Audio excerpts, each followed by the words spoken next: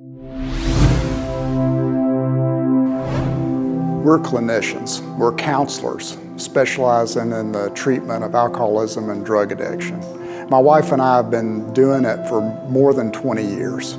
And during that period of time, our entire goal has been to try to help more people get better from this thing called alcoholism and drug addiction. It's near and dear to our hearts, it's very personal, and it's very important to us. Over time, what we noticed is that not as many people were getting better as we would like. You know, that's not unusual in the business of treatment of this thing we call alcoholism and drug addiction. One of the first things that you do as a clinician in the treatment business is try to understand the research and try to understand what's out there.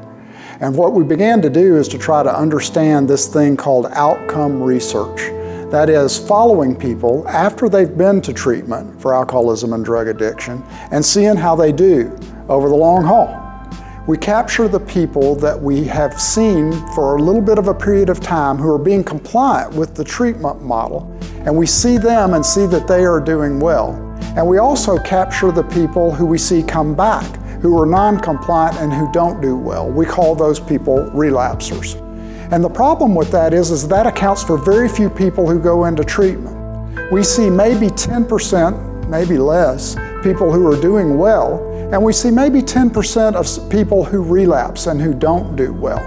And that is our entire treatment model. It's based on maybe 20% of the people who go to treatment. What happens to the other 80%? Or so, where do they go? Where do they go? Are they doing terribly? Are they doing well? I've got to tell you, most of our research just does not show what happens to the majority of people who enter into treatment and then go away. And that's what the Addiction Research Foundation is all about, is we want to get that information.